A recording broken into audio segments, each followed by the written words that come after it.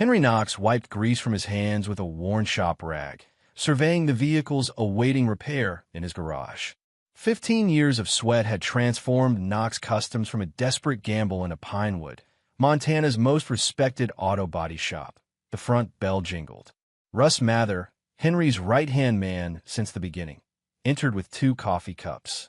"Morning, boss," Russ said, offering the stronger brew. Old man Peterson dropped off that '67 Chevy. Says the transmission's slipping again. Henry accepted the coffee. "Did you tell him it's because he keeps forgetting to change the fluid?" "Tried to. Might as well talk to his dog." Russ leaned against the workbench. "How's things at home?" Henry's jaw tightened almost imperceptibly. "Fine. Nancy's still doing that charity thing. Committee meetings 3 nights a week now," Henry said, focusing on a dent in a Ford F-150. "Says they're planning some big fundraiser." Russ didn't push. 15 years of friendship had taught him when Henry was building walls. The truth was, home hadn't felt right for months. Nancy had grown distant, her smiles never reaching her eyes. There was a time when she'd visit the shop, bring lunch, laugh at his oil-stained coveralls. Now, she barely asked about his day. "Dad," Henry turned to find his daughter Lena standing in the bay door, backpack over one shoulder. At 15, she was Nancy's spitting image, same chestnut hair and sharp cheekbones, but with Henry's quiet intensity and steel blue eyes. "Hey, kiddo. School let out early. Half day. Teacher conferences." Lena glanced around. "Can I hang out here?" "I've got homework, but my office is all yours," Henry said, knowing she didn't want to go home to an empty house or worse. Catch her mother in another lie. Lena hesitated. "Mom's car wasn't at the community center yesterday." Henry froze, then resumed working. Maybe she carpooled. Maybe. Lena's voice held no conviction. She was dressed up real nice when she left. Said she'd be back by 9. Came home after midnight, smelling like... Henry looked up. Like what? Not like herself. Lena's eyes held a wisdom beyond her years. She took a shower right away.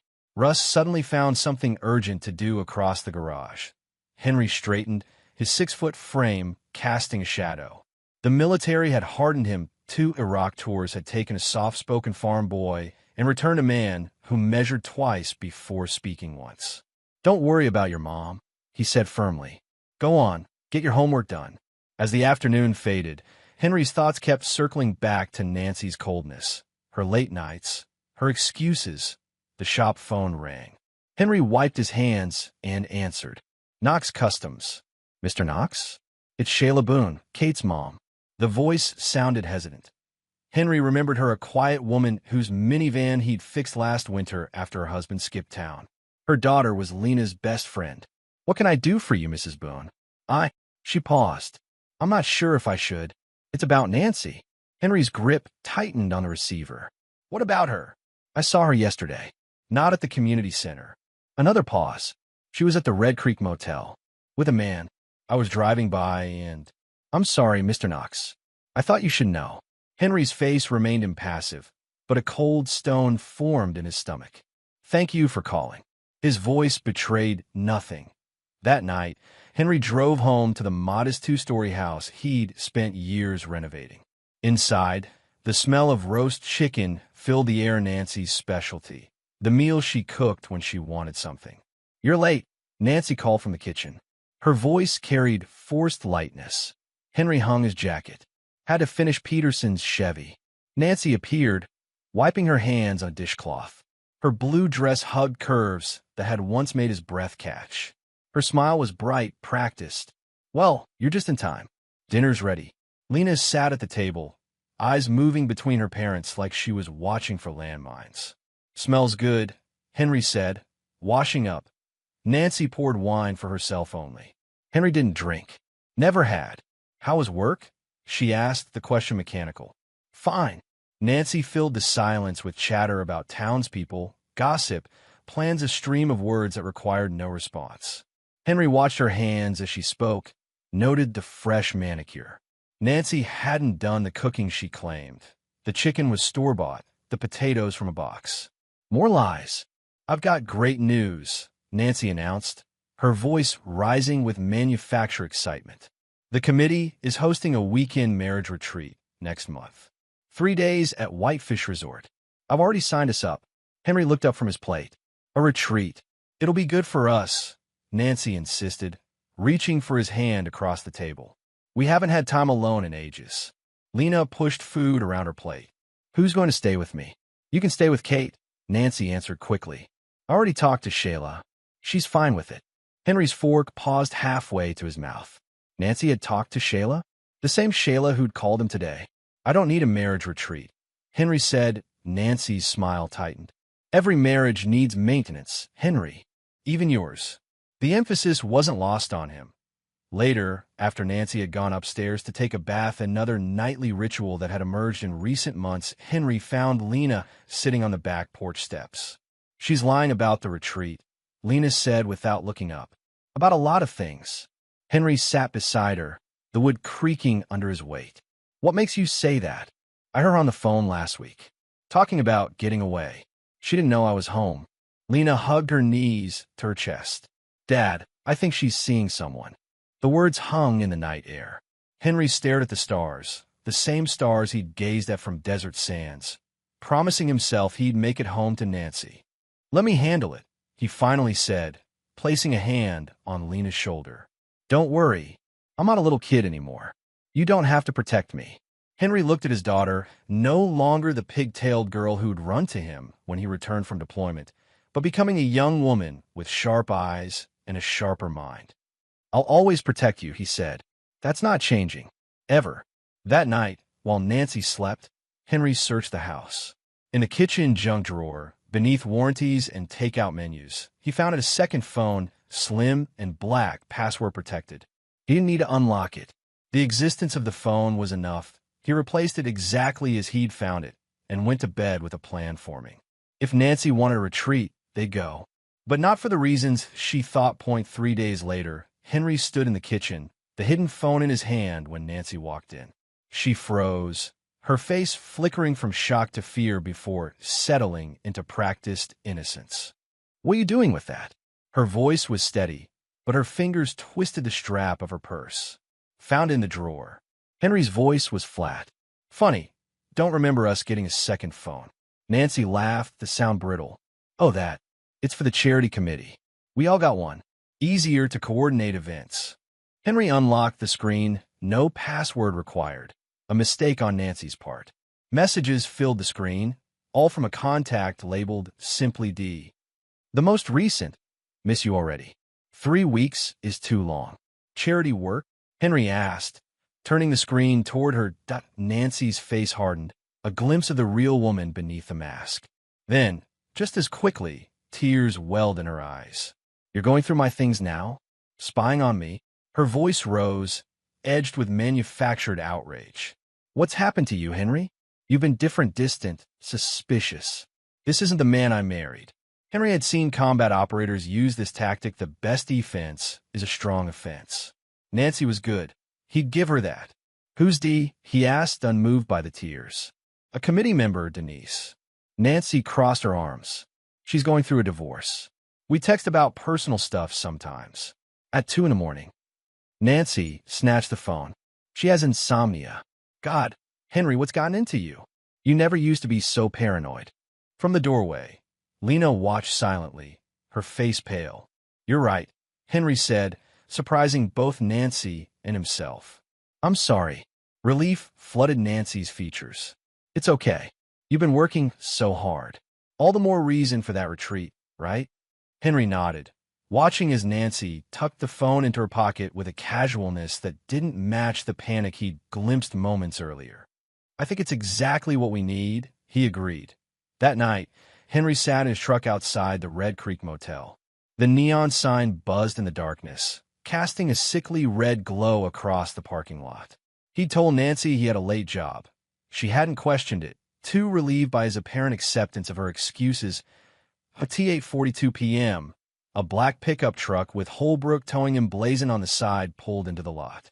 Henry recognized the driver, immediately Tanner Holbrook, ex-con who'd returned to Pinewood 3 years ago and set up a towing business that everyone knew was a front for shadier operations.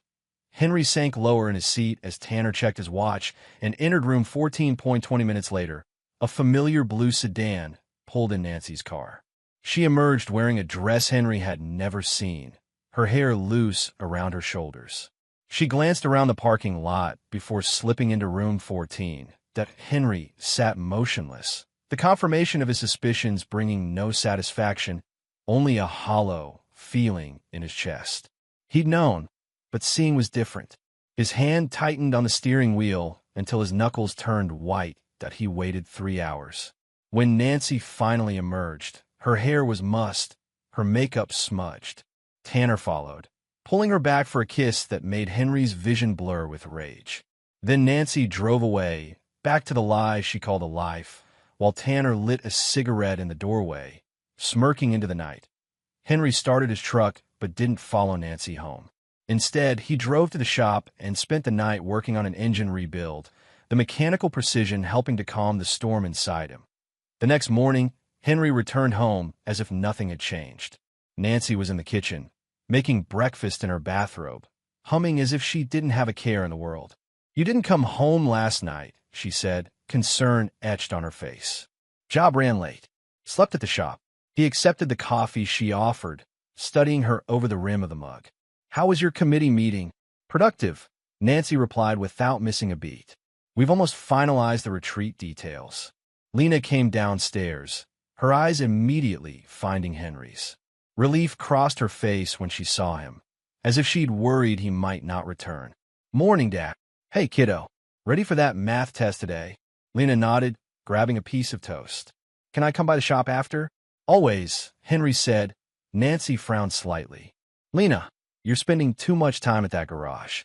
It's not appropriate for a young lady." "I like it there," Lena said, her chin lifting in a gesture that mirrored Henry's own stubbornness. "Well, I don't like it. You should be with friends, doing normal teenage things." Nancy's voice had an edge to it. "Not surrounded by grease and men." "One man," Lena corrected. "My dad." The tension crackled between mother and daughter. Henry recognized it for what it was: Nancy trying to separate them, isolate him further. "She can come to the shop," Henry said firmly. End of discussion.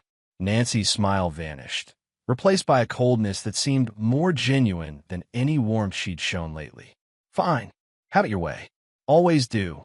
The morning of the retreat dawned clear and cold, Montana autumn painting the mountains in crimson and gold.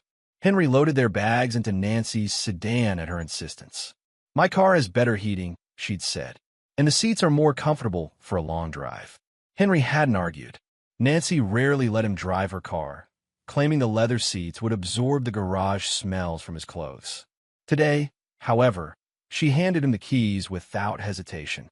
"You drive?" she said with a smile that didn't quite reach her eyes. "I'm feeling a little tired." Lena stood on the porch, arms crossed against the morning chill, watching them with worried eyes. "Be safe," she called, the words carrying more weight than they should. Henry nodded, a silent promise passing between father and daughter. They took the longer route, winding through mountain passes on roads less traveled. Nancy was unusually quiet, her attention fixed on her phone, the regular one. Not the secret one Henry knew was tucked in her purse. "Beautiful day," Henry remarked, navigating a sharp curve. Nancy glanced up briefly. Oh yes, lovely." Her disinterest was palpable. Once, years ago, they'd taken Sunday drives just to watch the mountains change with the seasons. Nancy would point out wildflowers, plan picnics by alpine lakes. That woman was long gone. An hour into the drive, Nancy cleared her throat. "Mind if I nap a bit? Didn't sleep well last night." "Go ahead," Henry said. Knowing she wasn't tired, she was avoiding conversation, avoiding him. Nancy reclined her seat slightly and closed her eyes. Within minutes, her breathing deepened, either in genuine sleep or convincing performance. Henry drove on, the road narrowing as it climbed higher into the mountains. The trees pressed closer, casting dappled shadows across the asphalt. Few other cars passed. This route was mainly used by locals who knew the shortcuts, as they rounded a particularly tight bend. Henry felt a slight delay between his foot on the brake pedal and the car's response. He tapped the brake again, frowning at the sponginess. Something wasn't right. He downshifted, slowing the car without relying solely on the brakes. Nancy stirred but didn't wake. The road straightened briefly before another curve. Henry pressed the brake harder, the pedal, now, sinking almost to the floor. The car slowed marginally, but not enough. He pumped the pedal, nothing. "Nancy," he said sharply. "Wake up." Her eyes snapped open too quickly for someone truly asleep. "What's wrong?" "Brakes are failing." Instead of panic, her expression showed something else, something that confirmed Henry's worst suspicions. She'd known. She planned this. The road ahead curved sharply, a guardrail the only barrier between the pavement and a steep drop. Henry fought the wheel, trying to maintain control as the car picked up speed on the decline. "The emergency brake," Nancy cried, her performance of concern almost convincing. Henry reached for the handle, but even as he pulled it, he knew it wouldn't work. Not if this was planned. The car struck the guardrail with a sickening crunch of metal. The impact sent them spinning. Henry fought the wheel, his military training kicking in. Control what you can, accept what you can't. The world outside blurred into a kaleidoscope of trees and sky. Nancy screamed, a real scream this time, as the plan she'd helped orchestrate spun out of control. The car careened down the embankment, bouncing violently over rocks and fallen trees. A final impact sent Henry's head snapping forward against the steering wheel. Pain exploded behind his eyes, warm blood trickling down his forehead. The airbags deployed a second too late. Henry's vision swam. Through the haze, he saw Nancy slumped against her door, unmoving, blood matting her hair. Then darkness claimed him. Light and sound returned in fragments. Sirens wailing, voices shouting, metal groaning as rescue workers pried open doors. Got two victims, both unconscious. Henry felt hands stabilizing his neck, checking his pulse. "This one's conscious. Sir, can you hear me?" Henry forced his eyes open, his vision blurry but clearing. A paramedic's face swam into focus. "My wife," he managed, tasting blood. "We're taking care of her, sir. Don't try to move." They worked quickly, extracting Henry first. As they loaded him onto a stretcher, he caught a glimpse of Nancy being carefully removed from the passenger side.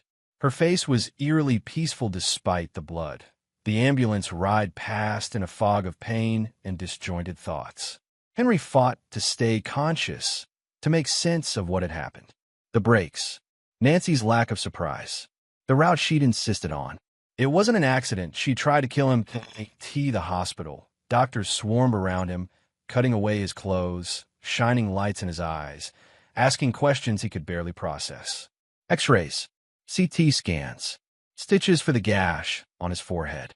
"You're lucky," a doctor told him hours later. Concussion, 3 broken ribs, laceration requiring 15 stitches, but nothing life-threatening. "Your wife, however, how is she?" Henry asked, not out of concern, but necessity. "In surgery. Head trauma, internal bleeding. It's touch and go." Henry nodded, feeling nothing. They moved him to a private room, promising updates on Nancy's condition.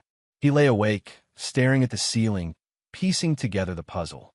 The secret phone, Tanner Holbrook, the tampered brakes, Nancy's insistence on taking her car, on him driving. The perfect murder, a tragic accident on a dangerous mountain road. A soft knock at the door interrupted his thoughts. Lena stood in the doorway, pale and frightened, with Shayla Boone beside her. "Dad!" Lena rushed to his bedside, careful not to jostle his injuries. "I'm okay, kiddo," he assured her, wincing as he tried to sit up. "Sheriff Cargill called us," Shayla explained. "Said there'd been an accident. I brought Lena straight away." Henry nodded gratefully to Shayla. "Thank you." Lena's eyes welled with tears as she took in his bandaged head, the bruises darkening on his face. "They said Mom's in surgery. She is." Henry kept his voice neutral. Lena glanced at Shayla, then leaned closer to Henry, lowering her voice. "Dad, Mom's awake. We have to leave. If she wakes up, it's too late." Henry stared at his daughter, confusion giving way to understanding. "What are you saying?" Lena's eyes darted to the door. "Not here." Shayla, sensing the tension, stepped forward. "I'll get you both some coffee." Take your time. Once Shayla left, Lena pulled Henry's good arm, urging him to stand. They said I shouldn't move yet, Henry protested. We don't have time, Lena insisted, fear making her voice crack. Mom's not in surgery. I heard the nurses. She regained consciousness 10 minutes ago. They're moving her to a room now. Henry allowed Lena to help him into the empty hallway, pain shooting through his ribs with each step. She pulled him into a supply closet, closing the door behind them. She wanted you dead, Dad, Lena said, tears streaming down her face. She and Tanner, they were planning it. I overheard them weeks ago. The confirmation hit Henry like a physical blow, despite his suspicions. Tell me everything. Lena wiped her eyes, trying to compose herself. I found Mom's secret phone first. Read the messages. They've been seeing each other for months. But then I heard them talking about money. Insurance money. My life insurance, Henry realized. The policy he'd taken out after his discharge, $250,000. Not a fortune, but enough for Nancy and Tanner to start over somewhere new. They were going to make it look like an accident, Lena continued, her words tumbling out in a rush. Tanner knows how to tamper with brakes. He did time for insurance fraud before. Mom was supposed to fake being tired, so you drive. On that exact road, where the drop is steepest. Henry closed his eyes briefly, the full horror of his wife's betrayal washing over him. How long have you known? A month, Lena admitted, guilt in her voice. I wanted to tell you sooner, but Mom was always watching, and I needed proof. I've been recording them when I could. She pulled out her own phone. I have recordings, Dad. Her and Tanner planning everything. Henry stared at his daughter, 15 years old, and carrying such a terrible secret to protect him. We have to go, Lena urged. Now, before Mom tells them some story about you being abusive or something. Before Tanner realizes you're alive. Henry nodded, his military mind already shifting to tactical mode. Assess the situation. Identify the threats. Plan extraction. My clothes. In that cabinet, Lena pointed. They're cut up, but better than a hospital gown. Henry dressed quickly, ignoring the pain that accompanied each movement. His wallet and phone were in a plastic bag with his personal effects. The phone was cracked, but functional. We need a car, he muttered. Shayla will help us, Lena said with certainty. She knows Mom's been cheating. She's the one who told me which motel to watch. Henry paused in the act of pulling on his blood-stained shirt. You've been following her? Lena nodded, her expression hardening in a way that reminded Henry too much of himself. Someone had to. Pride and sorrow mingled in Henry's chest. His daughter shouldn't have had to become a spy in her own home. Shouldn't have had to grow up so fast. Let's find Shayla, he said, opening the closet door cautiously as Shayla's sedan sped down the hospital access road. Henry in the passenger seat with Lena huddled in the back. Every bump sent pain shooting through his broken ribs, but physical discomfort was the least of his concerns. Tell me exactly what you heard, Henry said to Lena, needing to understand the full scope of Nancy's betrayal. Lena pulled out her phone, tapped the screen a few times, and handed it to him. I recorded this last week. They were in the garage while you were working late. Henry pressed play. Nancy's voice emerged from the tiny speaker, clear and cold in a way he'd never heard before. The insurance pays double for accidental death. $250,000 becomes $500,000, Tanner. We just need to make it look right. Tanner's voice, rough and impatient.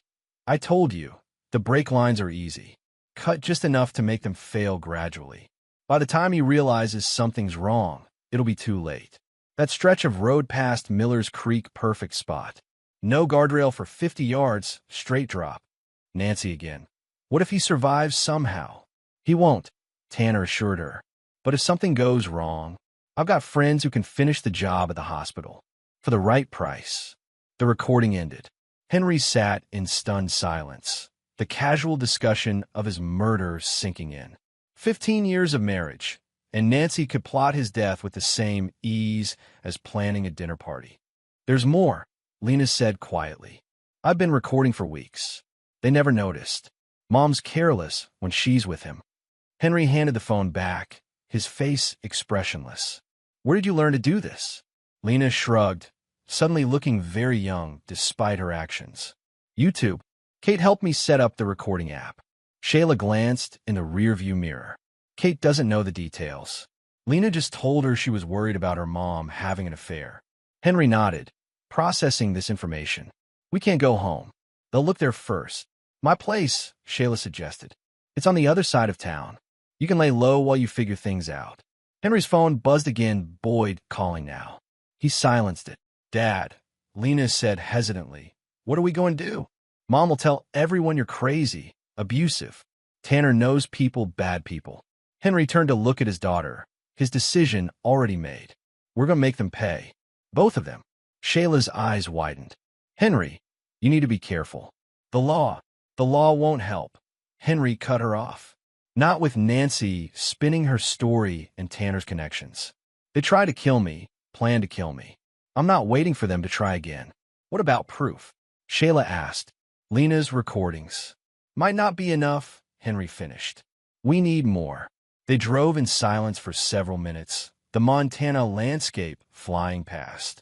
Then Henry spoke again, his voice calm but deadly serious. Shayla, I need you to drop us at Russ's place. Not your house. The fewer people who know where we are, the better. Shayla nodded, changing direction. What should I tell people if they ask? That you dropped us at home. That I was disoriented from the crash, talking nonsense about Nancy trying to kill me. Henry's tactical mind was working overtime. If they think I'm home, that's where they'll look. What about Kate? Lena asked. She stays with you, Henry told Shayla. Don't let her out of your sight. If Nancy or Tanner approach her trying to find Lena, I understand, Shayla said grimly that Russ's cabin sat at the end of a dirt road, 5 miles outside town. The one-bedroom hunting lodge wasn't much, but it was isolated and defensible, exactly what Henry needed. Russ opened the door before they'd even knocked, his weathered face tight with concern. Jesus Christ, Henry, he said, taking in the bandaged head and blood-stained clothes. Boyd's been calling everyone. Said there was an accident, that you might be unstable after the head injury. Did he now? Henry's voice was dangerously soft. And what did you tell him? To go to hell. Russ replied without hesitation. I've known you 20 years. If you're unstable, I'm the Queen of England. Relief washed over Henry. He had allies, not many, but enough. Once inside, Russ offered Henry fresh clothes and a stiff drink, which he declined. 15 years sober. Not even attempted murder would break that streak. Nancy's behind this, Henry said bluntly, lowering himself gingerly onto Russ's worn couch. She and Tanner Holbrook tampered with the brakes. Tried to kill me for the insurance money. Russ's expression darkened. That no-good son of a... I knew something was off with her, but this... He shook his head in disbelief. What's the plan, boss? First, we need proof, hard evidence of tampering. The car should still be at the impound lot. Henry turned to Lena. Your recordings are a start, but we need more. I can get to the car, Russ offered. My cousin Mick works security at the impound. Owes me a favor. Henry nodded. Check the brake lines, master cylinder, anything they might have tampered with. Take pictures. Shayla stood awkwardly by the door. I should go. Kate will be home from her dad soon. Thank you, Henry said simply.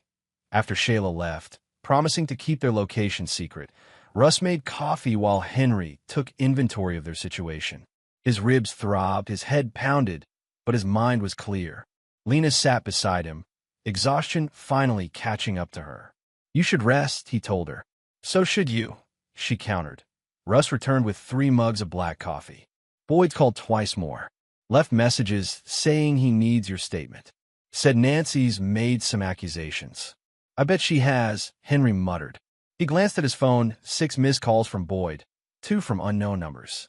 He opened Boyd's text messages. Henry, where are you?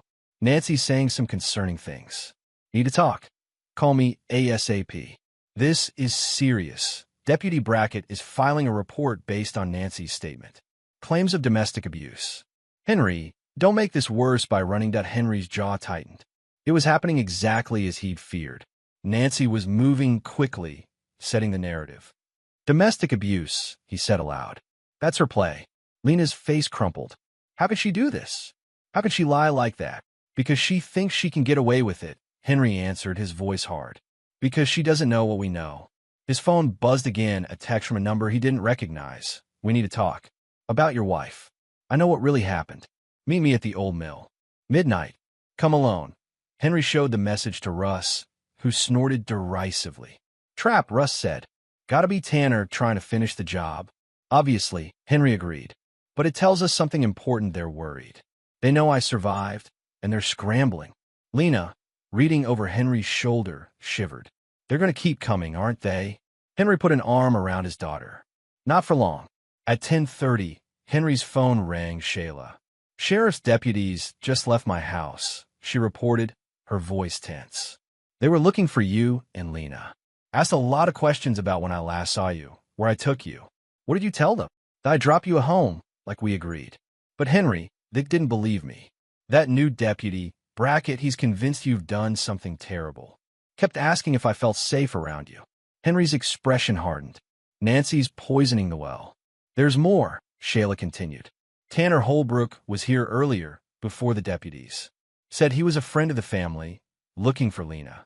Kate told him to get lost before I could intervene." "Is Kate okay?" "Shaken, but fine. She's smart enough to know something's wrong. I've told her not to talk to anyone about you or Lena." "Good," Henry said. "Keep her doors locked. If Tanner comes back." "I've got my ex's shotgun," Shayla interrupted, a steely edge to her voice. "He won't be a problem." After hanging up, Henry outlined his plan to Russ. It was simple but effective. Let Tanner believe Henry was desperate and disoriented enough to walk into an obvious trap, while actually setting a counter-trap of their own. "I'll drive my truck to the Old Mill Road. Park it visible from the main approach," Russ explained. "Make it look like you walked in. Meanwhile, you and Lena stay here. And if Tanner shows up here instead?" Henry asked. Russ grinned humorlessly, retrieving a hunting rifle from a cabinet.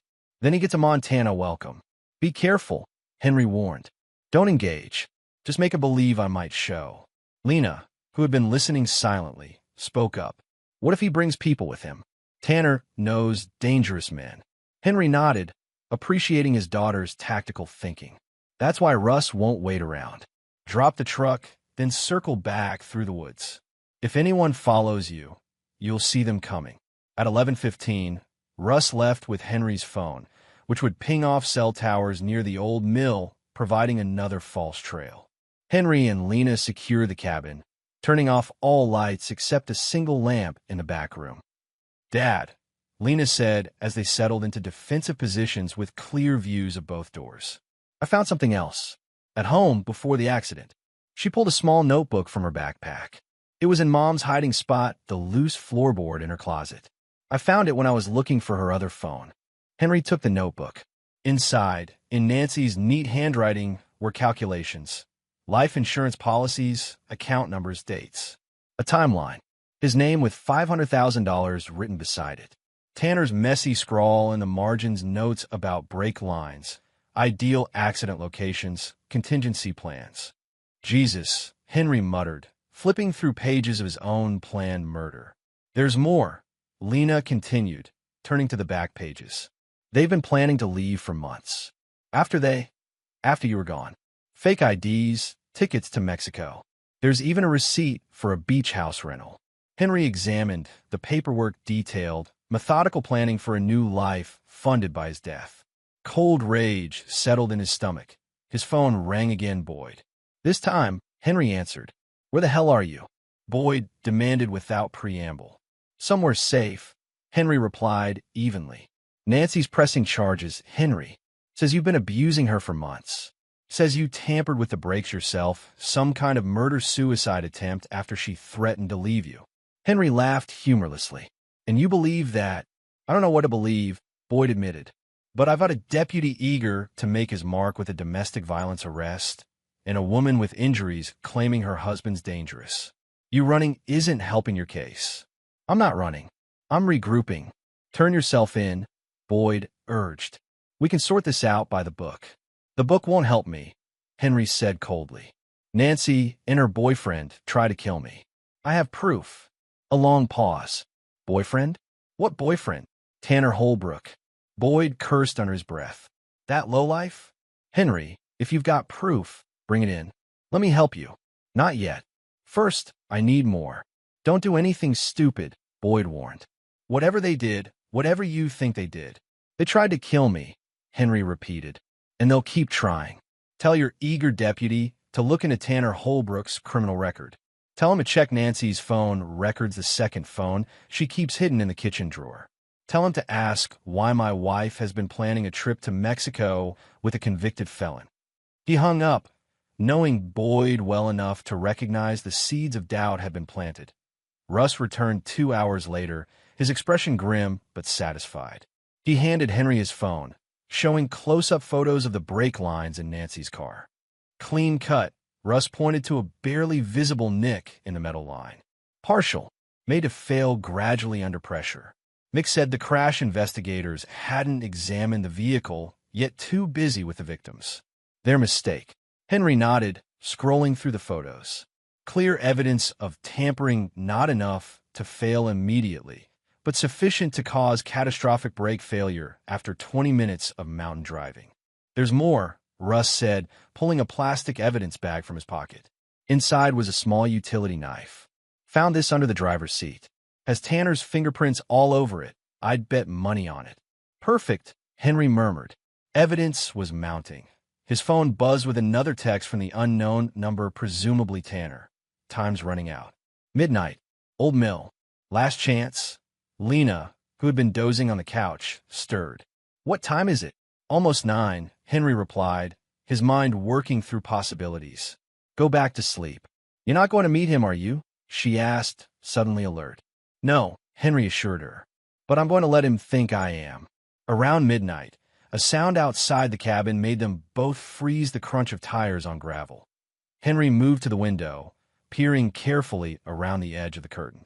A black pickup truck was approaching slowly, headlights off. Tanner's truck. He figured out, Henry whispered. Get down, stay quiet. The truck stopped 50 yards from the cabin. 2 men emerged, Tanner and another man Henry didn't recognize. Both carry handguns. Knox, Tanner called out. I know you're in there. Just want to talk. Henry remained silent, watching as the men approached cautiously, using the truck for cover. Your wife's worried about you, Tanner continued, his voice falsely concerned. Head injuries making you paranoid. Why don't you come out, and we'll take you back to the hospital. Still, Henry didn't respond. He checked his watch. Russ should be on his way back by now. Tanner tried again. Don't make this harder than it has to be, Knox. You're scaring your daughter. At the mention of Lena, Henry felt rather than saw his daughter tense beside him. Her face in the dim light showed no fear, only cold determination that matched his own. Nancy told me everything, Tanner called. About the fighting, the threats. How you said you'd take her down with you. Those brake lines didn't cut themselves, Knox. The strategy was clear: keep talking, get Henry angry enough to respond, to reveal his position. It might have worked on another man, but Henry had spent years in combat zones learning to control his reactions. The standoff continued for 10 more minutes. Tanner growing increasingly agitated by Henry's silence. Finally, a new sound reached them: distant sirens. Shit, Tanner hissed to his companion. Someone called it in. The men retreated to their truck and sped away, gravel spraying from their tires. Moments later, Russ appeared at the back door, slightly out of breath. Called Boyd from a burner phone. He explained as Henry let him in. Said I saw armed men at my cabin. Figured it would scare them off without giving away that we're here. Henry nodded approvingly. Smart thinking. They'll be back, Lena said quietly. Yes, Henry agreed. But next time we'll be ready. Russ handed Henry his phone. 16 missed calls. Boyd, deputies, unknown numbers. And this. He pointed to a text message from Shayla. Nancy checked out of hospital, AMA. Deputies looking for you now for questioning. Be careful. AMA against medical advice. Nancy was mobile and motivated. Injuries be damned. We need to move, Henry decided. They know we're in the area. Where? Russ asked. Henry considered their options. Back to town, where they least expect us. The shop, Lena suggested. Knox Customs has that old apartment upstairs you used before you met Mom. Henry nodded slowly. It was risky, closer to Nancy, to the sheriff's office, but also provided resources they needed. Before dawn, they loaded into Russ's truck, taking only essentials. The drive back to town required avoiding main roads, but Russ knew every back route in the county. They reached Knox Customs just as the sun crested the eastern mountains. The garage stood dark and quiet, closed sign still hanging on the door from the day of the accident. Henry used his key at the side entrance, leading to a narrow staircase that accessed the small apartment above the shop floor. The space was dusty but functional, a studio with a kitchenette, bathroom, and fold-out couch. Henry had lived here when he first opened the business, before marrying Nancy and buying their house. "Home sweet home," he said wryly, flipping on a light. Lena looked around, curiosity temporarily overshadowing fear. "You lived here?" "For 3 years," Henry confirmed. "Not much, but it was mine."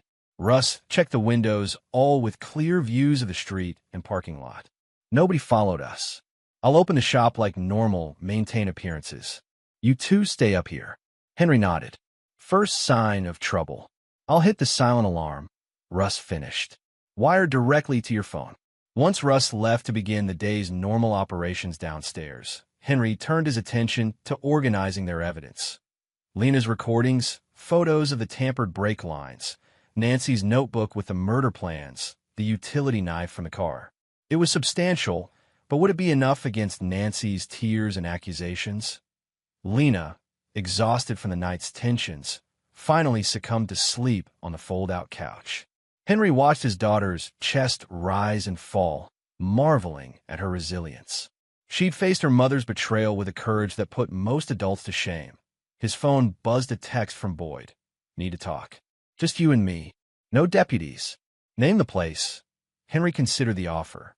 Boyd was the closest thing to a friend he had in law enforcement, but the sheriff was still bound by rules Henry couldn't afford to follow right now. "Not yet," he replied. "Working on something. Give me 24 hours. Boyd's response came quickly. "Don't have 24 hours. Warrants being processed. Being friends won't stop me from doing my job." The message was clear, time was running out. Henry needed to accelerate his plan. He texted Shayla, "Need a favor." Big one. Her reply, "Name it. Spread a rumor. Tell people you heard I'm hiding at the Old Monroe cabin. Make sure Nancy hears it." "Why?" Shayla asked. "Setting a trap," Henry explained. "Need Nancy and Tanner to think they've found me." "Dangerous game," Shayla warned. "Only one I can play right now." Dawn broke over Pinewood with steely gray light filtering through Shayla's kitchen windows. Henry had managed perhaps 2 hours of restless sleep, his military-honed ability to rest anywhere competing with the knowledge that Nancy and Tanner were actively hunting him. Russ arrived early, bringing coffee and news. "Deputies searched the shop," he reported grimly. "Broke the back door lock. They found the apartment. Knew someone had been staying there." Henry nodded, unsurprised. "Anything missing?" "Not that I could tell. I got there as they were leaving." Brackett seemed disappointed. "He's in Nancy's pocket," Henry concluded. "Probably hoped to find or plant something incriminating." They gathered around Shayla's kitchen table. Henry, Russ, Shayla, Lena, and Kate. The evidence sat before them: thumb drives containing videos, audio recordings, photographs, and scanned pages from Nancy's notebook. 3 identical copies, ready for distribution. "First step," Henry began, "is securing the evidence. If something happens to me, the truth still needs to come out." "Nothing's happening to you," Lena said firmly. Henry squeezed her shoulder, but continued. "Russ, you'll take 1 copy to your cousin Mick at the state police barracks in Helena. He's outside Boyd's jurisdiction, outside Tanner's influence." Russ nodded. "He'll keep it safe." "Shayla, you'll lock 1 copy in your safety deposit box at First Montana Bank." "What about the 3rd copy?" Shayla asked. "That one goes to Boyd," Henry answered. "Today." "It's risky," Russ warned. "Boyd's your friend, but he's also sheriff. He has to follow procedure, which is why we're securing the other copies first," Henry agreed. "But Boyd deserves to see this before it goes public. He needs to make his choice, friend or lawman." The plan took shape. Russ would leave immediately for Helena. Shayla would open the bank when it opened at 9. Henry would contact Boyd for a private meeting, away from the sheriff's office where Brackett might interfere. "What about Mom and Tanner?" Lena asked quietly. "They think we're running scared," Henry replied. "Let's use that." "Shayla, I need you to spread one more rumor, make sure Nancy hears that I'm planning to flee the state. That I've got a truck waiting at Russ's cabin tonight to take me to Canada. Understanding dawned in Shayla's eyes. You're setting another trap. With me as bait, Henry confirmed. Once Boyd sees the evidence, he'll have what he needs to catch them in the act attempting to murder a man they've already tried to kill once. It's dangerous, Lena protested. Less dangerous than running, Henry countered. They won't stop hunting us. This incident one way or another. By 9:30, the plan was in motion. Russ had departed for Helena with one evidence copy. Shayla had secured another in her safety deposit box. Lena remained with Kate at Shayla's house, both girls under strict instructions not to open the door for anyone. Henry borrowed Shayla's car to drive to the meeting point he'd arranged with Boyd, the old fire watchtower overlooking Pinewood Valley. Remote enough for privacy, public enough that Boyd wouldn't feel he was walking into an ambush. The watchtower had been decommissioned years ago, replaced by more modern forest fire detection systems. Now it stood as a silent sentinel, its wooden stairs creaking under Henry's weight as he climbed to the observation platform 30 feet above the ground. Boyd arrived 10 minutes later, alone as promised. The sheriff looked tired, the lines around his eyes deeper than usual. At 54, Boyd Cargill had been Pinewood's top lawman for nearly 2 decades. He'd given Henry his first break in town, recommending him for auto repair jobs when Knox Customs was just a dream. This better be good, Henry, Boyd said without preamble, joining him on the platform. I've got a deputy breathing down my neck about an arrest warrant with your name on it. It's good, Henry replied, handing him the thumb drive. Or bad, depending on how you look at it. Boyd eyed the drive skeptically. What am I looking at here? Evidence that Nancy and Tanner Holbrook conspired to murder me. Tampered with the brakes on Nancy's car. Planned to collect double indemnity on my life insurance. When that failed, they tried again. And they're still trying. Boyd's expression remained neutral. Years of law enforcement training, keeping his reactions in check. That's a serious accusation, Henry. It's not an accusation, Henry corrected. It's a fact. Documented, recorded, photographed. Everything you need is on that drive. Boyd pocketed the drive without examining it. Where have you been? Half the county's looking for you. Staying alive, Henry replied simply. Nancy's been spinning quite a story, I hear. Says you've been abusive. That you tampered with the brakes yourself, some kind of murder-suicide when she threatened to leave you. Boyd watched Henry's face carefully. That true? What do you think?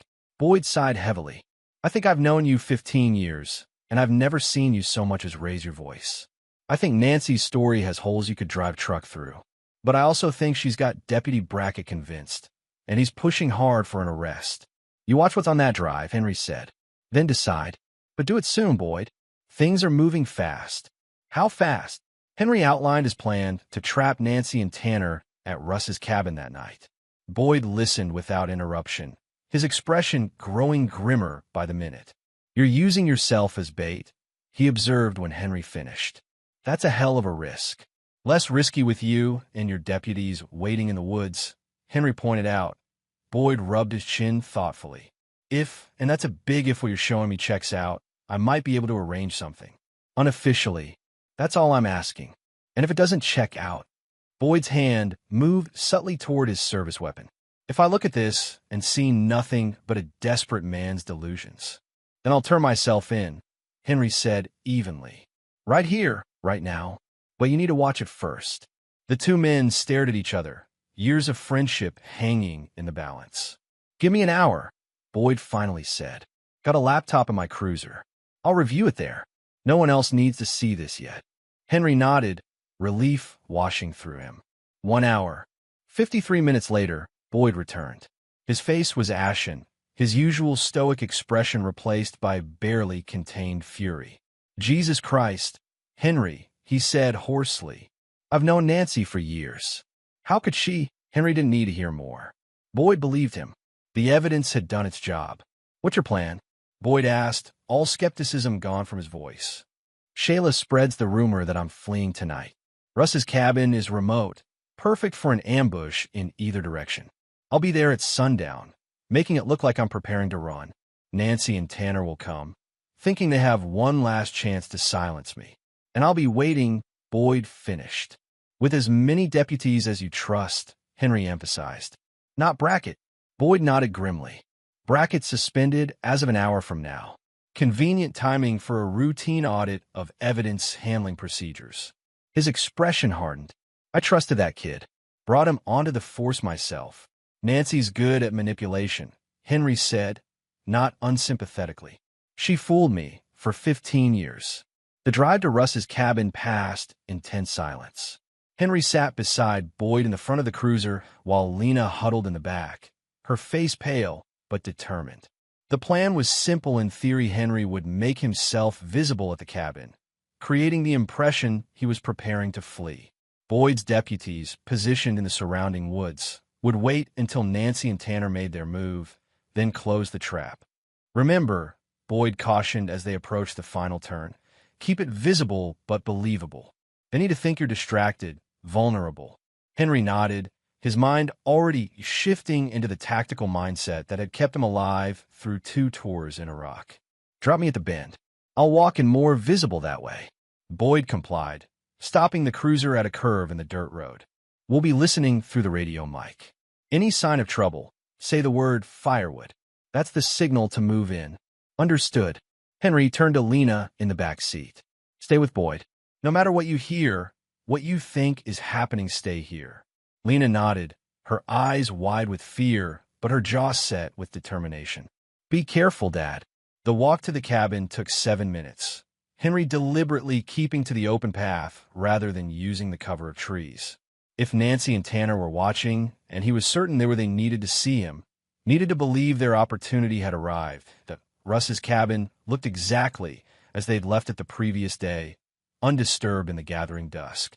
Henry made a show of checking around the property before entering, his movements casual but with an undercurrent of urgency that suggested a man preparing to run. Inside, he turned on lights, opened and closed cabinets, creating the impression of someone gathering supplies. Through the window, he periodically glanced toward the road, the picture of a fugitive expecting trouble but hoping to avoid it. 20 minutes passed.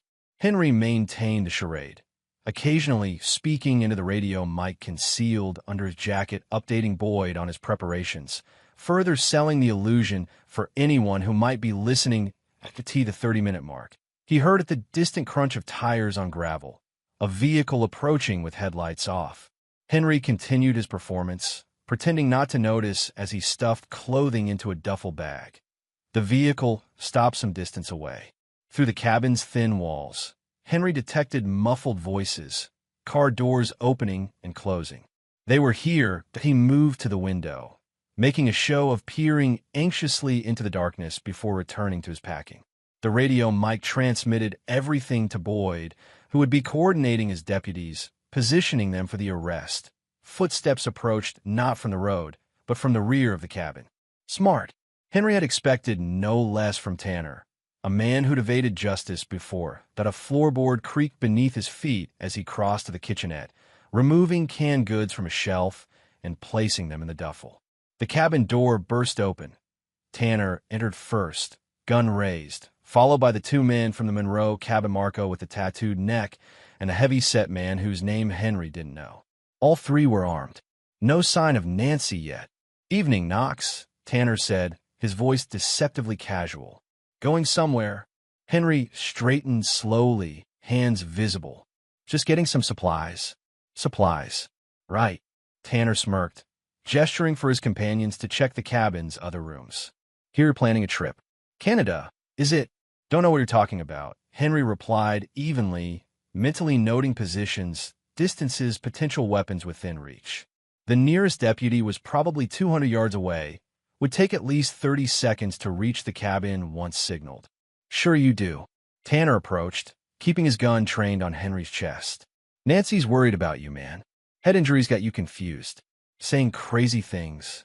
Best if you come with us, get some help." "I bet Nancy's worried," Henry agreed, his tone deliberately neutral. "Where is she?" "Waiting in the car." Something flickered across Tanner's face, surprised that Henry had deduced Nancy's presence, perhaps. "She's concerned about your mental state." "We all are." The other men returned, shaking their heads, no one else in the cabin. Tanner relaxed slightly, lowering his gun a few inches. Henry remained still, waiting. "Here's how this goes," Tanner continued. "You come with us, nice and quiet. We take you somewhere you can get help. Everyone wins. And if I don't?" Henry asked. Tanner's expression hardened. "Then we have a problem. See, Nancy's filed those domestic abuse charges. Deputies are looking for you. Resisting arrest, fleeing custody, that's serious business, Henry." "I'm not under arrest," Henry pointed out. "And you're not deputies. Concerned citizens," Tanner countered, his smile never reaching his eyes. "Just try and help our local law enforcement locate a dangerous man." The charade was wearing thin. Henry needed to push things forward, get Tanner to reveal his true intentions where Boyd and the deputies could hear. "Cut the act, Tanner," Henry said coldly. "We both know why you're here. Same reason you tampered with Nancy's brakes. Same reason you're helping her collect my life insurance." Tanner's smile vanished. "Don't know what you're talking about." "The accident wasn't an accident," Henry continued, watching Tanner's companions exchange glances. "Nancy planned it. You executed it. For the money. $500,000 if I died accidentally, right?" Tanner's jaw tightened. "You hit your head harder than we thought." "Firewood," Henry said, clearly the signal for Boyd to move in. "I've got plenty of evidence, Tanner. Recordings of you and Nancy planning the whole thing. Photos of the tampered brake lines. Nancy's notebook with all the details. It's over." Tanner's expression shifted from fake concern to genuine alarm. "Search him," he barked to his companions. "Find his phone. Now." The heavy-set man stepped forward, roughly patting Henry down, finding nothing. "No phone, boss." "Then how?" Tanner began, before understanding dawned in his eyes. "You're wired." He raised his gun again, aiming directly at Henry's head. "Who's listening? The sheriff? Take it off. Now." Henry remained motionless. "You shoot me, you're done." Murder of an unarmed man. No self-defense claim will hold up. "Shut up," Tanner shouted, his composure cracking. "Marco, check outside. Pete, find whatever he's using to transmit." Marco moved toward the door, while Pete approached Henry again, intent on finding the hidden mic outside. Branches cracked as Boyd's deputies began moving in. Tanner's head snapped toward the sound. What was that? It was the moment Henry had been waiting for. Tanner distracted, his focus divided. In one fluid motion, Henry grabbed the heavy-set Pete as he approached, using the man's own momentum to throw him into Tanner. Both men stumbled, Tanner's gun discharging into the ceiling as they fell. Marco turned back from the door, raising his weapon, but Henry was already moving. He seized a cast-iron skillet from the stove, hurling it with military precision. The makeshift projectile struck Marco's arm, sending his gun clattering to the floor. Tanner struggled to his feet, still gripping his weapon, but Henry was on him in an instant.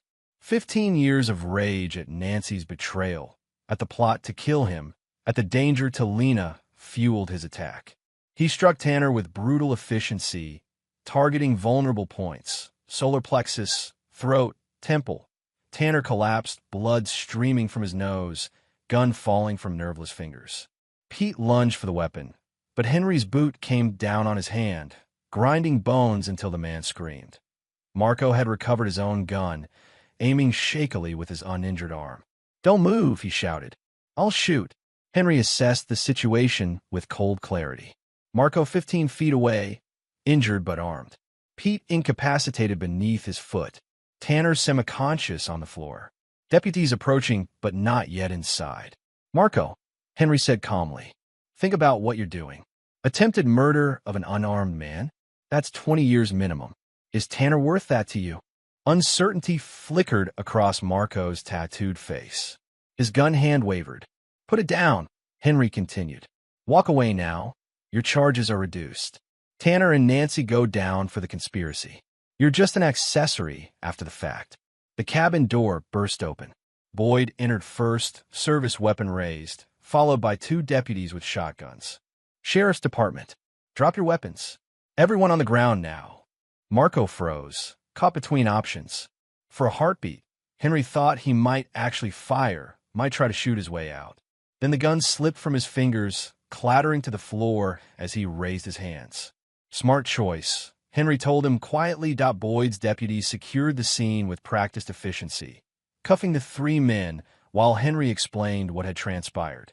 Tanner, now fully conscious, glared murderously but remained silent as deputies recited his rights. "Nancy?" Henry asked Boyd. Deputies spotted her vehicle parked down the road. Boyd replied. "She tried to flee when she heard the gunshot. They're bringing her in now." Relief washed through Henry, not just that the immediate danger had passed, but that the nightmare might finally be ending. Boyd clapped him on the shoulder, a silent acknowledgement of respect. Outside, another sheriff's vehicle approached, lights flashing. Boyd's radio crackled with confirmation. They had Nancy in custody. She'd surrendered without resistance once confronted with deputies, her mask of innocence finally cracking. Lena emerged from Boyd's cruiser, running toward the cabin despite deputies' attempts to stop her. Henry met her halfway, enfolding her in a protective embrace. "It's over," he told her, the words feeling strange yet true. "They can't hurt us anymore." Over Lena's shoulder, Henry watched as deputies led Tanner and his accomplices to waiting vehicles. Tanner's face was a mask of hatred and thwarted rage. Their eyes met briefly, predator and intended prey, roles now reversed. Nancy emerged from a deputy's vehicle, hands cuffed behind her back. Even in custody, she maintained an air of injured dignity, chin raised defiantly. When she spotted Henry and Lena together, something in her expression shifted, not guilt or remorse, but calculation, reassessment of her options. "Henry," she called, her voice breaking on practiced tears. "This is all a mistake. You have to tell them. Save it." Boyd interrupted, stepping between them. "Mrs. Knox, you're under arrest for conspiracy to commit murder, attempted murder, insurance fraud, and filing false police reports. You have the right to remain silent." As Boyd continued reciting the Miranda rights, Nancy's gaze never left Henry's face. She was looking for weakness, for the soft-hearted man who'd loved her unconditionally for 15 years. That man was gone, replaced by someone hardened by betrayal, forged in the crucible of survival. "Forgiveness is for the weak," Henry said quietly. "And I'm not weak anymore." Nancy's face crumpled as deputies led her away. The mask had finally fallen. Spring arrived in Montana with its usual fitful starts and retreats. 6 months had passed since the trial, almost a year since the crash that had revealed Nancy's true nature. Henry stood outside Knox Customs, surveying the building with critical eyes. The garage had prospered despite the scandal, perhaps even because of it. What had been a successful small business was now thriving, with enough work to justify hiring a third mechanic.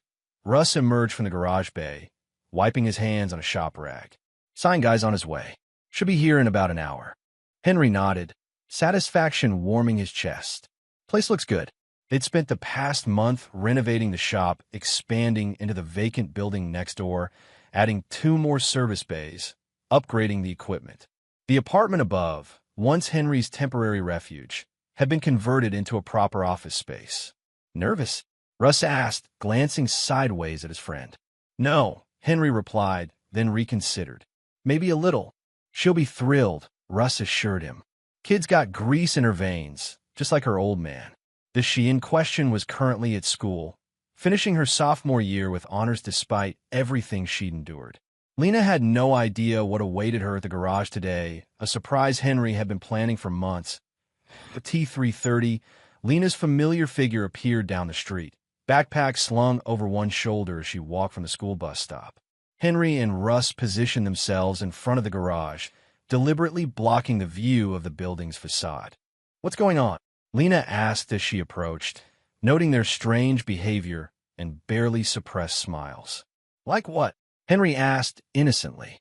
"Like you're hiding something," Lena replied, trying to peek around them, but I could see that moment. A truck pulled up, a worker in the cab, giving Henry a thumbs up. "Perfect timing," Russ muttered. "Lena," Henry began, "you know how much this place means to me, how I built it from nothing after leaving the service." Lena nodded, confusion evident on her face. "Yeah, of course. Well, I've been thinking about the future, about legacy, about what matters." Henry took a deep breath. This past year showed me what's truly important. And that's you. Your happiness. Your future. He stepped aside, revealing the newly installed sign above the garage door. Where once had hung the simple Knox Customs logo, a new sign now gleamed in the afternoon sunlight. Knox and Daughter Customs. Lena stared at the sign, her mouth opening in shock. Dad? Are you serious? Never been more serious about anything, Henry confirmed. I've already filed the paperwork. You're officially part owner, well, you will be when you turn 18. Until then, it's in a trust with your name on it. Tears welled in Lena's eyes. But I don't know enough yet. I'm still learning, and you'll keep learning. Summers, weekends, after college, if that's what you want. Henry placed his hands on her shoulders. This place will always be here for you. No pressure, no expectations. Just a guarantee that whatever path you choose, you've got solid ground to stand on. Lena threw her arms around Henry, burying her face against his chest. Thank you, she whispered. I won't let you down. Not possible, Henry assured her, returning the embrace. Later that evening, after closing the shop and celebrating with pizza, Henry and Lena sat on their front porch, watching the sunset paint the distant mountains in shades of gold and purple. The house had been transformed over the past months, walls repainted, furniture rearranged, Nancy's presence systematically erased with each change. Dad, Lena said, breaking the companionable silence. Are you happy? The question caught Henry off guard. He'd been so focused on survival, on justice, on rebuilding their lives, that he hadn't stopped to consider such a fundamental question. I think so, he answered thoughtfully. Not in the same way as before. It's different now. Better different or worse different? Lena pressed. Henry considered the question seriously. Different. More authentic, maybe. Before, I was happy with what I thought. I had a loving wife, a good kid, a successful business. Now I know some of that was a lie, but what remains is solid. Real. Lena nodded, seemingly satisfied with the answer. I think I'm happy too. Not all the time. Sometimes I still get angry about what happened about Mom. But mostly, I feel okay. That's a victory, Henry told her. After everything, okay is a win. As darkness settled over Pinewood, father and daughter remained on the porch, discussing plans for the garage, for the summer, for the future. Shayla would be bringing Kate over tomorrow for a cookout. Boyd and his wife had invited them to their lake cabin next weekend. Life was continuing, routines establishing themselves, connections strengthening. Henry Knox had not forgiven. The betrayal cut too deep, the wound still too fresh even a year later. But he had moved forward, refusing to let Nancy's actions define his future or Lena's. They had rebuilt from the ruins, fashioning something new and sturdy from what remained. The mask had fallen, revealing ugly truths behind a facade of family harmony. But from that revelation had come strength, Lena's courage, Henry's resilience, the loyalty of true friends. Nancy had failed to destroy what she couldn't control, and in her failure, Henry and Lena had discovered what truly mattered. As stars appeared overhead, Henry finally smiled again, not because he'd forgiven the past, but because he'd buried it.